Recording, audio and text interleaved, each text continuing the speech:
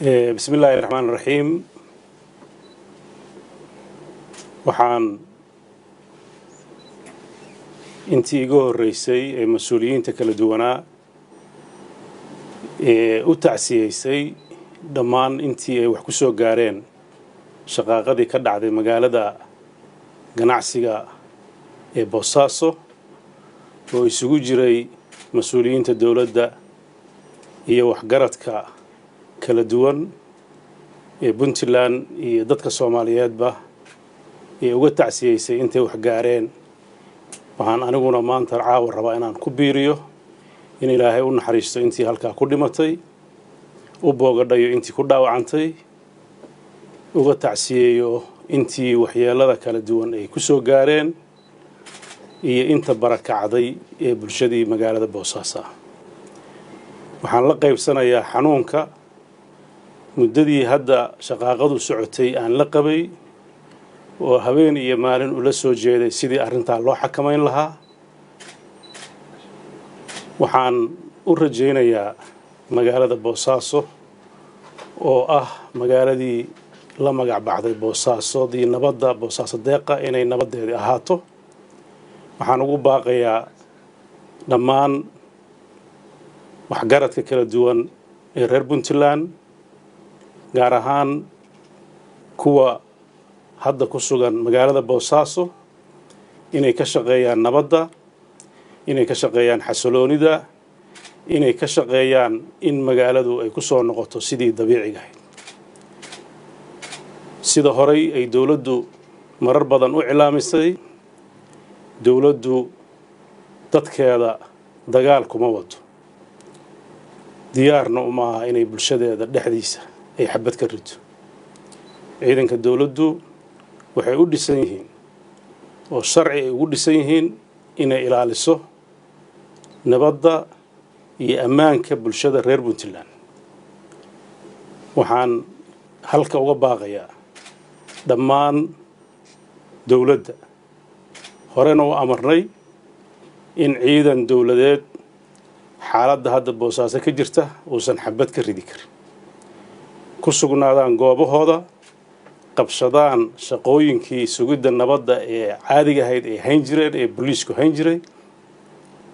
waxaan halka baaq uga dirayaa dhammaan dadkii barakacay ee ka maqan magaalada Boosaaso inay dib ugu soo noqdaan guryahoodii. waxaan dawladda sida aan horay ugu saarnay guddiyada ka shaqeynaya ee heerarka kala duwan ah, heer gobol, gobolka Bari, degmooyinka Boosaaso iyo Carmo iyo degmooyinka kale ee dadkaasi gaareen, mas'uuliyiinta ka shaqeynaysa iyo mas'uuliyiinta wasiirada ah ee maanta ku howlanaa sidii dadkii barakacay ay u gaari lahaayeen oo wasaaradda arrimaha guduhu ay hogaaminaysay. waxaan iyagana farayaa in ay gargaarka bini'aadanimo ay wadaan ay sii kordhiyaan, iyaga iyo dadka muxsiniinta ah ee ganacsatada ah ee gacanta ka siinaya. waxaan rajaynayaa bulshadaasi inay goordhow ku soo noqoto deegaanadoodii, guryahoodii oo nabad ah. waxaan halka u sheegayaa dadka in dhammaan hay-adaha dawladda, iskuullada, jaamacadaha, xarumaha caafimaadka dib ay u shaqay galaan birito oo ugu horeyso dekedda magaalada Boosaaso. waxaan halka runtii ka cadaynayaa propagandada faraha badan oo dadka khalkhalka gelinaysa in laga daayo, in nabadda laga shaqeeyo, in nabadda loo hiiliyo. intaa markaan ka tago, waxaan rabaa halka inaan uga mahadceliyo dhammaan waxgaradkii kala duwanaa ee isugu jiray isimada, culummada, cuqaasha, mas'uuliyiinta dawladda ee ka qayb qaadanayay sidii magaalada nabad loogu soo dabaali lahaa, qalalaasihii dhacayna loo soo afjari lahaa si nabada ah.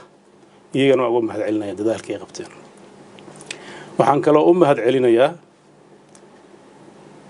dhammaan ciidamada kala duwan ee Puntland oo ku howlan inay ilaaliyaan xasiloonida iyo kala dambeynta, ilaaliyaan sharciga iyo dawladnimada. ciidamada kala duwan ee ka qayb qaatay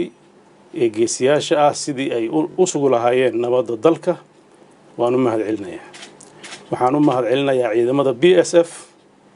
ee runtii gartay waajibkii loo igmaday inay gutaan oo uu madaxda ka yahay Generaal Amin Xaaji Khayr haddana ku sugan buuraha Galgala oo ah inay ka difaacaan Puntland la dagaalanka argagixisada. ciidamada BSF shaqadoodii bay ku jiraan, waa ciidamo dawladeed oo hawshooda wata. waxaan ka xumahay dhaqanka aan fiicnayn oo dawladnimada u fiicnayn oo dadnimada u fiicnayn oo agaasimihii hore ee BSF uu xilka inuu ku wareejiyo uu ku diiday. arrinta maanta dhacday ayaamihii la soo dhaafana sababtu ahayd. waxaa la wada ogsoon yahay warqadaas beddelka ah inaan qoray 24kii bishii hore, muddada intaa la eg maantana waa bisha 24keedii. dhowr beri ka hor ayaa xabad u horreysay dalka ka dhacda. waxaan rabaa bulshada reer Puntland inaan la wadaago xaqiiqada dhabta ah iyo xaaladii la soo maray. tikreetadaas markii ay soo baxday, dawladda Puntland sida caadiga ahayd ee ay u soo saari jirtay iyadoo dardar gelinaysa nidaamka dawliga ah, muddadii hadda aan xilka haynin ay ku jirtay inaan dib u habeyn ku sameeyno dhammaan hay'adaha dawladda si dabiiciya si dalku oo hore ugu socdo. runtii waxaa naga hor yimid muddadii aan xilka haynay wax aan nagu dhicin oo ah in la diido isbeddelkaas. isbeddelkaa la diiday dabcan waa khiyaano qaran,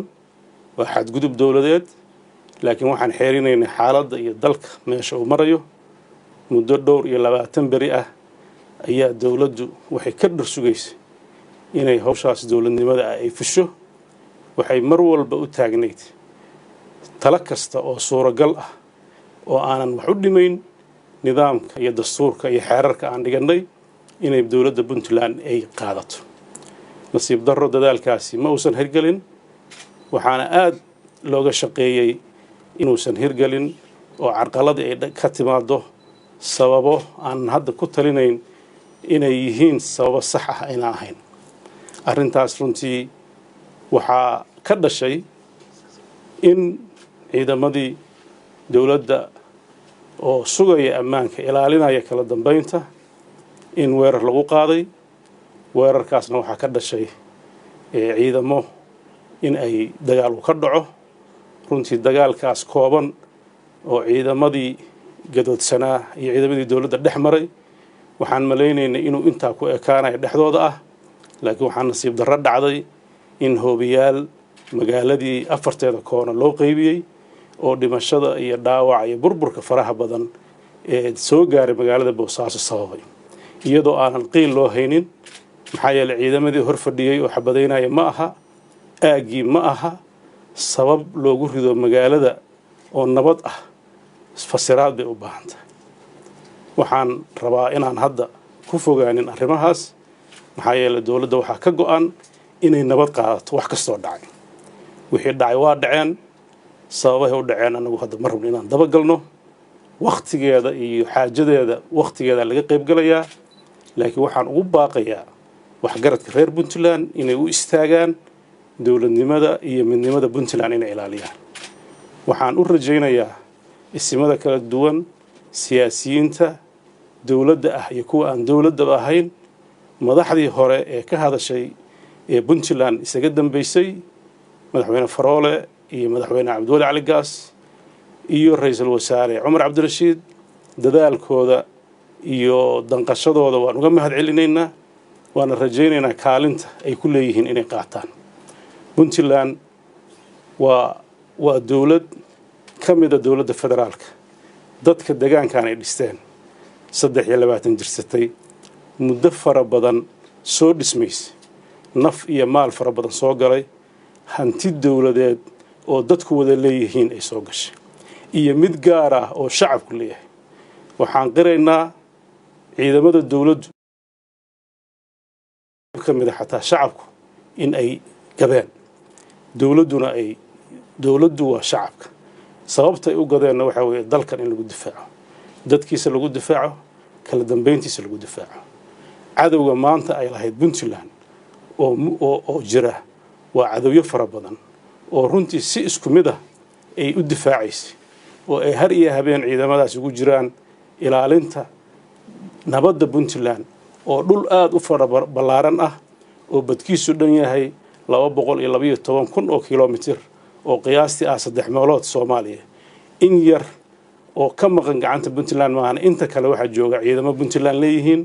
maamul Puntland leeyahay waxa ka socda adeeg dawladeed waxa ka socda kala dambeyn waxa furan saldhigyadii waxa furan maxkamadihii dadka reer Puntland waxay ku nool yihiin marka Soomaaliya loo fiiriyo barwaaqo sooran iyo xasilooni marna kuma aysan gaareen hadday yihiin dad qoqoban hadday yihiin ciidamo kala tagsan hadday yihiin nidaam dawladeed oo mid ah dawladda Puntland waxay leedahay dakhli hal ah waxay leedahay sharci mid ah waxay leedahay madax mid ah waxay leedahay ciidan mid ah intaas ayay horumar ku gaartay meelihii aan intaa lahayn waxa ka jira waan ognahay qalalaasaha ka jira deganaansho xumada ka jirta iyaga waxaan rajaynayaa Ilaahay uu ka qaado dadka deegaanada deganna ay gartaan inay danta guud ka wada shaqeeyaan Puntland lagama filaynin maanta inkastoo marxalada qalafsan oo adag oo marar kala duwan ay soo martay laakiin marna waxaan laga filayn in tan oo kale ay dhacdo wixii dhacay waa ay dhaceen qadar bay ku dhaceen hadday taladeenu ahaan lahayd ma dhaceen laakiin xaq Ilaahay bay ka dhaceen waxaan ugu baaqayaa waxgaradka in arintaas la daba qabto mar dhow iyo mar dheer iyo mar hore iyo mar damaba shakhsiyan iyo dawlad ahaan iyo dadka reer Puntlandba kama suurowdo inay dadkeeda ay la dagaalanto dadkeeda inay gumaadaan dadkeeda inay baabi'iyaan horena uma dhicin haddana ima dhacayso waxaan u malaynayaa intii anigu aan joogay oo aan garanayo dagaal noocan ah oo bulsho iska nabdoon guryo iska hurda ama magaalo Puntland oo hoobiye la dhaco 30 sano markii ugu horeysay wili ma dhicin waan ka maqli jirnay magaalooyinka khaasatan Muqdisho u badan tahay Puntland in hoobiye la dhaco waa maalintii ugu horeysay waa taariikh qormaysa waa arrin adag oo u baahan in dib loo milicsado waan ka xunnahay waa wax aad iyo aad u qalafsan laakiin waa ka tacsiyeynaa wili rajaan leenahay wax walba oo dhaca waxaan u baahanahay inaan isdaba qabanno khalad kasta oo dhaca waxaan u baahanahay inaan daba qabanno waxaan halka ugu baaqayaa agaasimihii hore BSF oo runtii isaga walaalkiis aabihiis waqti badan dalkan difaaciisa ka soo qayb qaatay taariikhda cirib dameedka inuu iska xumayn waan u naseexaynayaa dadka Puntland qof kasta heerku raba ha jooga waxa ka weyn bulshada ka weyn sharciga ka weyn dawladnimada ka weyn ma suuroobi karto inuu qof walba yiraahdo meesha aan ka shaqeeyo haddii la iga bedelo anaa qaadanay ceeb weeye weliba dadkii dawladnimada lagu tirinayay oo ku soo dhintay oo waqtiga dheer ku soo bixiyay fal noocaas inuu ka yimaado runtii ceeb bay ku tahay waxaan rajaynayaa inoo aan rabin inaan hoos u daadego wixii dhacay waa wax nagu wada dhacay waa wax naga wada dhacay khaladka iyo eedda waqtigeeda iyo goobteeda ay leedahay maanta isma eedeynayno maxaa yeelay waa yeelkeennii carruurteennii hooyooyinkeen ayaa waxay fadhiyaan geedo hoostood waxaan rajaynayaa inuu damiirku danqado waxaan rajaynayaa inay bulshadu danqato waxaan ka codsanayaa dadka waxgaradka ah ee hadalkoodu saameynta leeyahay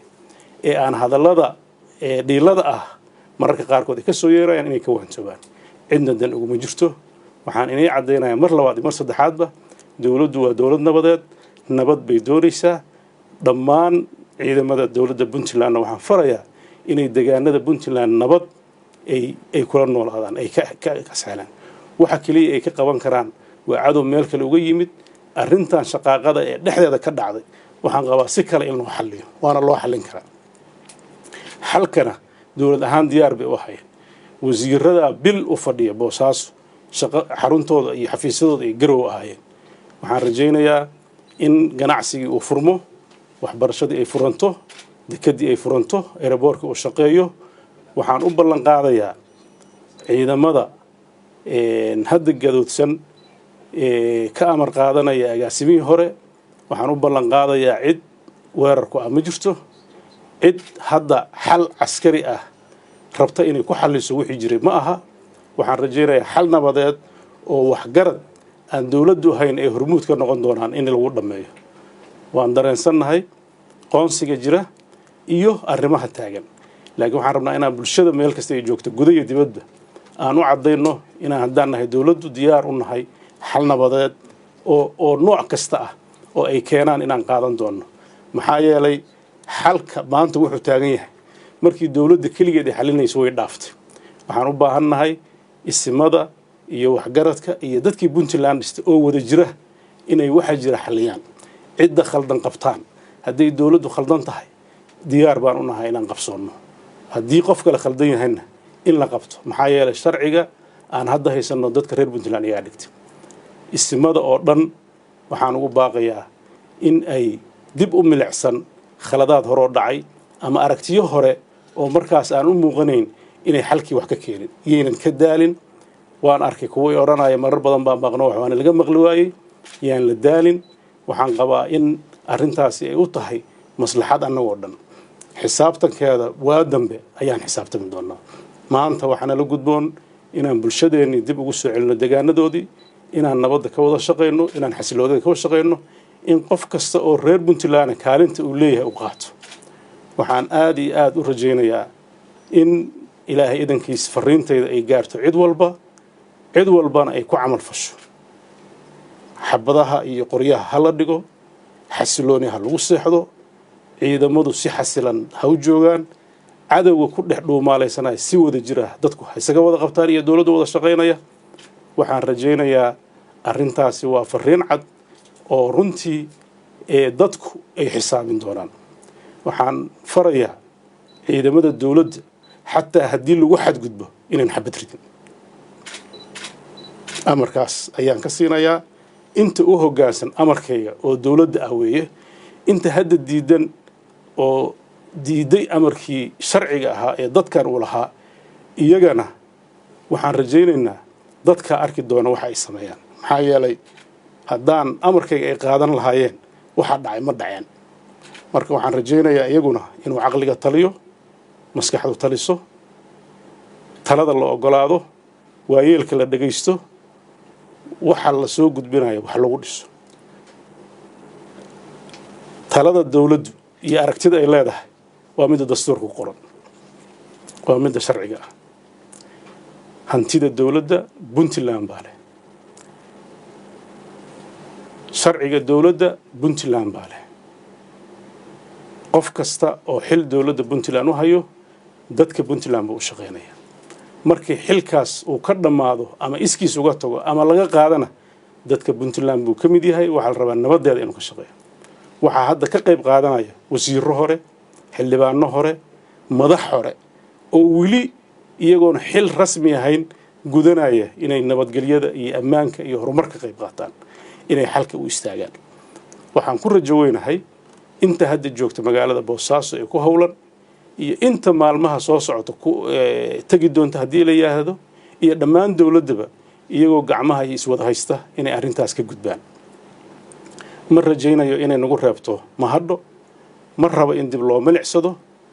dadka reer Puntland waxaa ka mid ah halku dhigyadooda xalay dhalay in laga noqdo waxaan soo jeedinayaa xadgudub kasta cid kasta ha geysatay in xalay dhalay laga noqdo waxaan rajaynayaa in hore loo socdo waxaan rajaynayaa nabadii aan ku baraarnay inaan soo celino dabcan taariikhdu iyo waayaha iyo xisaabtanku way noo dambeyn doonaan waxaan dawladdu ay sameyn doontaa baaritaan dhinacyo badan isugu jira khasaarihii dhashay sababihii dhaliyay iyo cidda ku lug lahayd intaba warbixintaas markuu baaritaan ku dhamaado ayaan la wadaagi doonaa bulshada meel kasta ay joogto xaqiiqada maanta inaan ka warramo ma rabo maxaa yeelay waxaan ka baqayaa wax badan oo xaqiiqa haddaan ka warramo in dadka samadoonka ay xalka ku jira inay caqabad ku noqoto waxaan rabaa dadka samadoonta inay iyaguna xaqiiqada soo ogaadaan wixii ay naga weydiiyaan iyaga u sheegno waqti aan siino ay ku lafaguraan xaajada meesha taalla iyo xalkeeda waxaan qaadanayna xal kasta oo ilaalinaya midnimada iyo dowladnimada iyo kala dambeynta Puntland oo ay runtii gartaan waayeelka iyo waxgaradka iyaga oo wada jir ah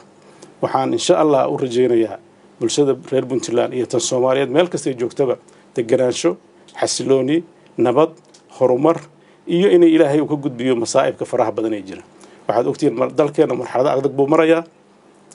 marxalado wuxuu marayaa deganaansho la'aan marxalado wuxuu marayaa xasilooni la'aan siyaasadeed ka jirto wuxuu marayaa marxalado doorasho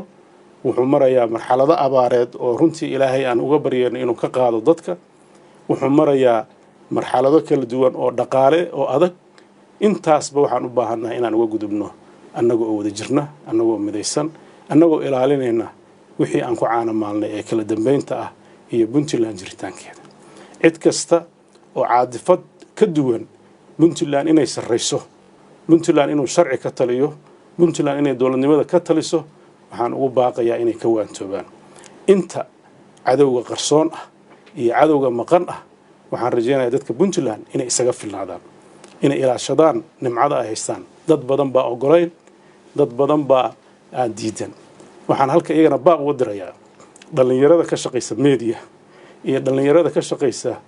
media noocihiisa kala duwan hadduu ahaanayo TV-yada iyo raadiyaasha iyo hadduu yahay baraha bulshada waxaan ugu baaqayaa kana codsanayaa inay nabadda ka shaqeeyaan inaysan faafin propagandada inaysan barakicin dadkooda inaysan ku farxin dad dhintay inaysan u arag guul dad ahla oo iyagu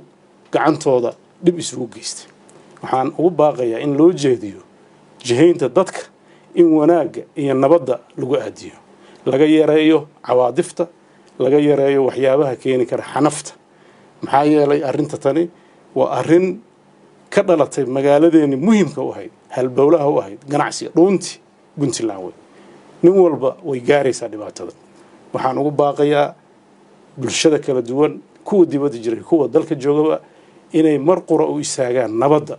iyo xasiloonida iyo ilaalinta sharciga iyo kala dambeynta iyo dowladnimada waxaan diyaar u nahay wax kasta oo dowladdan ay ku hagaagayso inaan aqbalno waxaan diyaar u nahay wax kasta oo dadku ku heshiiyo inaan ku dhaqanno maxaa yeelay shuruucda aan ku dhaqmayno waa shuruuc ka soo fushay bulshada dastuurkeeda iyo qawaaniinta ka soo degtay xeerarka iyo baarlamaanada ay leeyihiin waxaan rajaynayaa haddiina lagu helo wax ka duwan waxa dowladnimada ah eedeeda inaan dhabarka u ridano weliba aan qaadanaan diyaar u nahay waxaan ballan qaadayaa sida dabeecaddeedana lagu bartay ay tahay waxaan ilaaliyaa sharciga waxaan ilaaliyaa horumarka waxaad ogtihiin dowladdan muddadii ay joogtay inay ka qayb qaadatay isbeddello badan oo maamulka Puntland ku yimid dhinacyadiisa kala duwan dhinaca amniga waxaad ka warqabtaan magaalada Gaalkacyo oo magaalaha ka mid ah magaalooyinka xasiloonida la'aanta markaan nimid oo nabadiid ku badan yahay dowladda Puntland ay ka qabatay waxaad ogtihiin dad fara badan oo ciidamada dowladda ay ku dhinteen lagu laayay saraakiil fara badan ay ku baaba'een dad fara badan oo birmageeda ah lagu dilay maanta waxay ku noolaanaysaa nabad waxay ku noolaanaysaa deganaansho waxa lagu keenay waa dowladnimo waxaan filayaa dowladda waxtarkeeda dadku ma wada yaqaan laakiin dadka reer Gaalkacyood baa garanaya waxaan magaalada Gaalkacyo tagay iyadoo waxgaradkii ciidamadii cid walba joogtay kala shakisan tahay oo nimankii shabaabka dhexdooda ay kala qaybiyeen oo awood u waayay inay nabadooda sugaan waxa aan ku xalinay inaan dowladnimo annaga iyo ismadii iyo waxgaradkii isla garanay in dowladnimadoo la xoojiyo ay tahay muftaax nabadda waxay noqotay tijaabo fiican oo miro dhashay maanta waxa ay horumarka ay gaartay waxay ku timid wada jirka bulshada iyo dowladda waxaad ogtihiin magaalada Boosaaso muddadii aan nimid in ay wada jirkii dowladda iyo shacab ka dhashay in xasilooni ay ka jirtay waxaad ogtihiin in horumar ka socday in dekadii ballaarin ku socotay in airportka ballaarin ku socdo in korontadii ay ballaarin ku socotay in ganacsigii uu kor u kacay waxaasoo dhan waxay ku timid dowladnimo haddii dowladnimada aan diidno waxaa dhacaya waxa maanta dhacay magaaladii oo laga qaxay dekadii oo faaruq ah garoonkii aan shaqaynayn cisbitaaladii iyo dhaawac iyo dhimasho dhex yaalaan baaba iyo burbur arrintaas runtii waxa weeye dowladnimadii oo la khilaafay ayaa saldhig u ah waxa daawadeeda ahna inaan dowladnimada u soo noqonno caqligu u taliyo dadku ay isdaba qabtaan isbeddelka horumareed ee dhinaca dhaqaalaha dhinaca bulshada dhinaca amniga ee jira